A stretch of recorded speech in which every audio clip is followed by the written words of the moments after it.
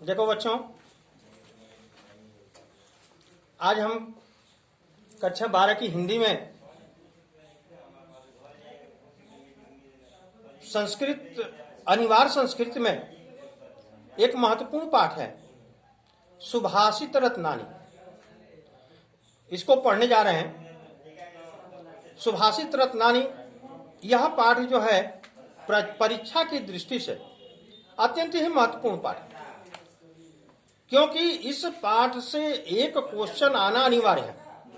इसलिए आप ध्यान से इसको देखेंगे और पढ़ेंगे, क्योंकि यह आएगा ही आएगा, परीक्षा में निश्चित आएगा। तो पाठ का नाम है सुभाषित रत्नानी। सुभाषित मतलब होता है अच्छे, और रत्नानी माने रत्न। इसका अर्थ होगा सुभाषित रूपी रत्न या अच्छी बातें रूपी रत्न। इस पाठ का अर्थ यह, और ठीक संस्कृत में जैसा यह है वैसा ही इसमें पाठ के अंदर पहले श्लोक में बताया भी गया है। पहला श्लोक है कि भाषासु मुख्या मधुरा दिव्या गीर्वाण भारती। भाषाओं में, भाषा सु जहां भी लगता है में होता है। भाषाओं में मुख्य, मधुरा मधुर, दिव्या दिव्य, गीर्वाण भारती देववाणी यानी संस्कृत भाषा या सुर भारती है। भाषाओं में मुख्य, मधुर, दिव्य देववाणी है या संस्कृत भाषा है। तस्या ही मधुरम काव्यम तस्मादपि सुभाषितम। उसका काव्य अत्यंत ही मधुर है, उसका काव्य अत्यंत ही मधुर है। तस्मादपि, अपि माने भी होता है, उससे भी अधिक महत्वपूर्ण मधुर, सुभाषितम उसकी अच्छी बातें। अब दोनों लाइन का श्लोक का अर्थ देख ले। भाषासु मुख्या मधुरा दिव्या गीर्वाण भारती तस्या ही मधुरम काव्यम तस्मादपि सुभाषितम। भाषाओं में मुख्य, मधुर, दिव्य देववाणी है, उससे भी मधुर उसका काव्य अत्यंत ही मधुर है, और उससे भी मधुर उसकी अच्छी बातें हैं। ठीक है, यहां तक मैं समझ रहा हूं कि आ गया होगा समझ में। अब दूसरा है सुखार्थिनः कुतो विद्या कुतो विद्यार्थिनः सुखम। सुखार्थिनः कुतो विद्या। सुखार्थिनः माने सुख प्राप्त करने वाले को, कुतो माने कहा, विद्या माने विद्या। सुख प्राप्त करने वाले को विद्या कहा। विद्यार्थिनः सुखम। कुतो कुतो कुतो विद्यार्थिनः सुखम, और विद्यार्थियों को सुख कहा। सुख प्राप्त करने वाले को विद्या कहा और विद्या प्राप्त करने वाले को सुख कहा।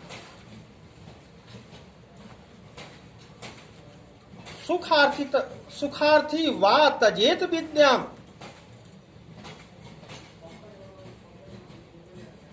सुखार्थी माने सुख प्राप्त करने वाले, त्यजेत माने त्याग कर देते हैं, विद्याम माने विद्या का। सुख प्राप्त करने वाले विद्या का त्याग कर देते हैं। विद्यार्थी वा तजेत सुखम, और विद्यार्थी सुख का त्याग करते। अब इसको एक थोड़ा सा दूसरे तरह से भी हम देख सकते हैं। सुखार्थिना कुतो विद्या, कुतो विद्यार्थिना सुखम। सुख प्राप्त करने वाले को विद्या नहीं मिलती, और विद्या प्राप्त करने वाले को सुख नहीं मिलता। इस तरह से वे इस श्लोक का अर्थ हम कर सकते हैं। अब दोनों तरह से जिस जो आपको अच्छा लगे अपनी भाषा में लिखें। सुखार्थ वा त्यजेत विद्या, सुख प्राप्त करने वाले विद्या का त्याग कर देते हैं। विद्यार्थी वा त्यजेत सुखम, और विद्यार्थी सुख का त्याग करते हैं। दूसरे श्लोक का अर्थ आप जैसे कह सके, अगर समझ में आ गया हो तो बहुत सिंपल है, बहुत आसान है। इसको हम कह सकते हैं। तीसरा है, तीसरा श्लोक, जल बिंदु निपातेन क्रमशः पूर्यते घट। जल बिंदु निपातेन,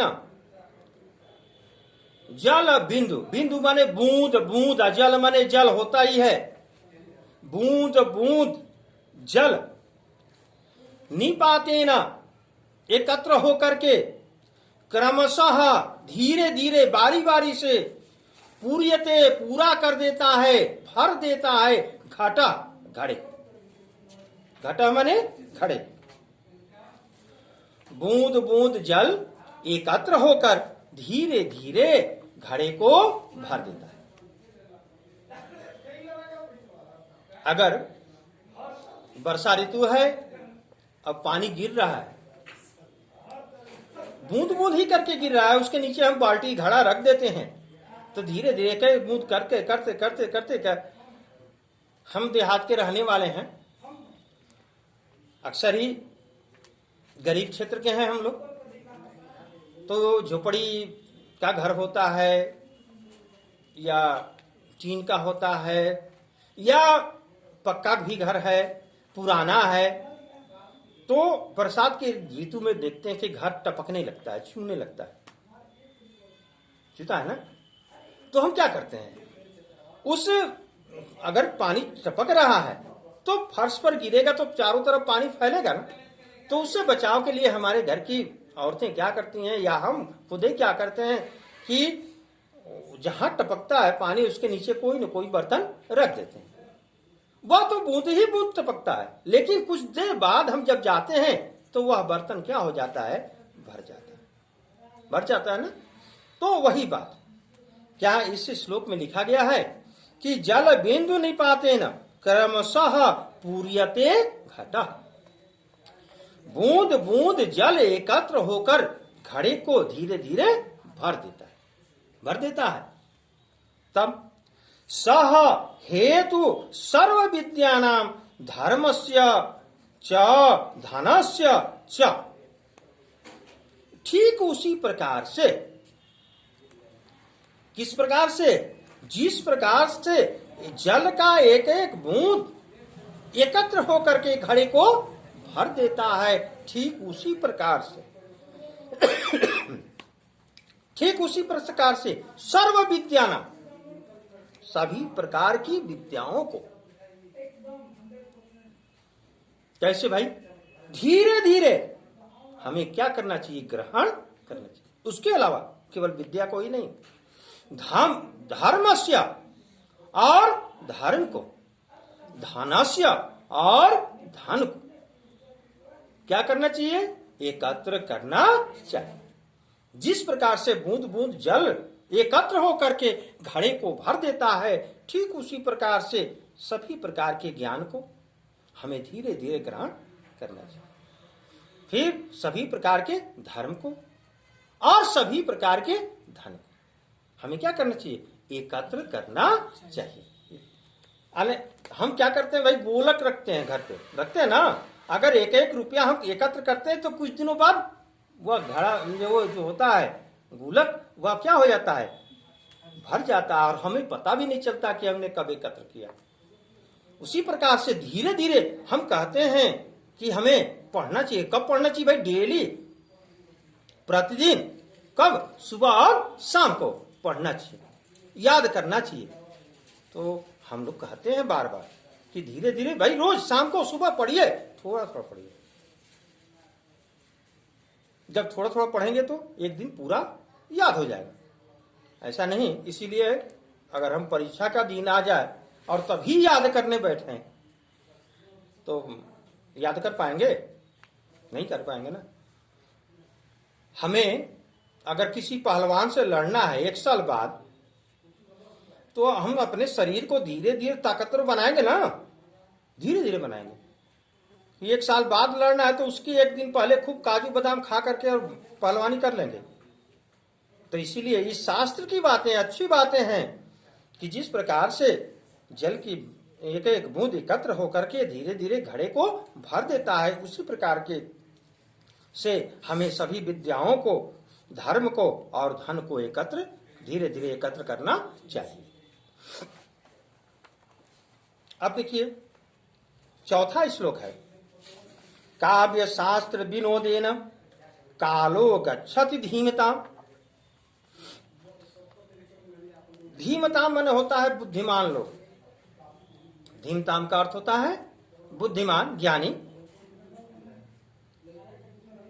कालो गच्छति, काल माने होता है समय, अगच्छत माने व्यतीत करते हैं, बिताते हैं।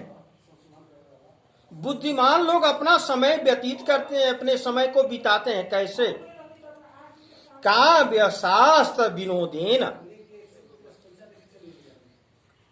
काव्य और शास्त्र के आनंद में अच्छे लोग अपने समय को बिताते हैं। अच्छे लोग अपने समय को कैसे व्यतीत करते हैं? तो अच्छे लोग अपने समय को काव्य शास्त्र के पढ़ने के आनंद में अपने समय को क्या करते हैं? बिताते हैं, व्यतीत करते हैं। ठीक है, फिर से देख लीजिए, काव्य शास्त्र विनोदेन कालो गच्छति धीमताम। काव्य शास्त्र के आनंद में बुद्धिमान लोग अपना समय बिताते हैं।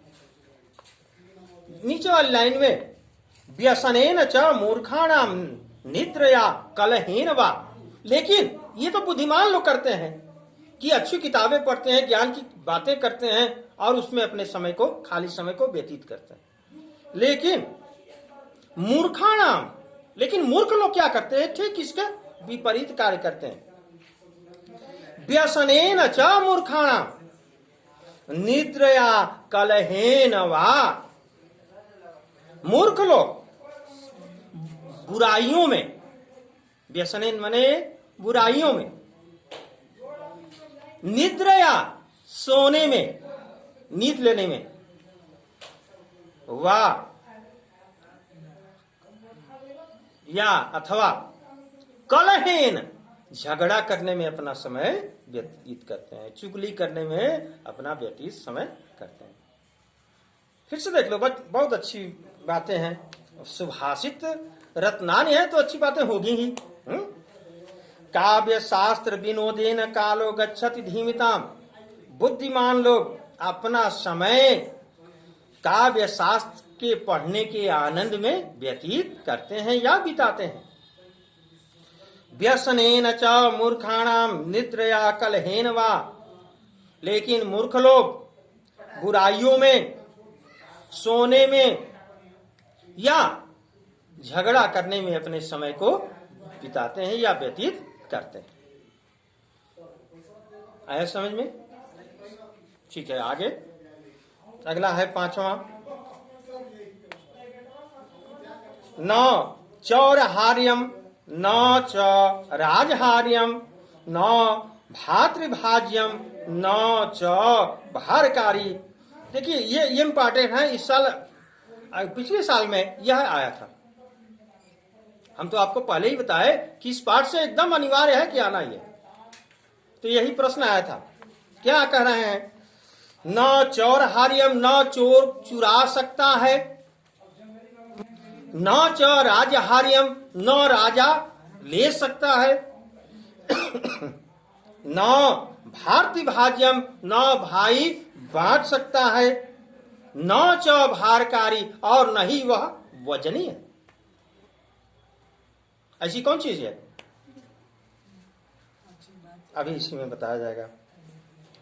व्यय कीर्ते वर्धत एवं नित्यम।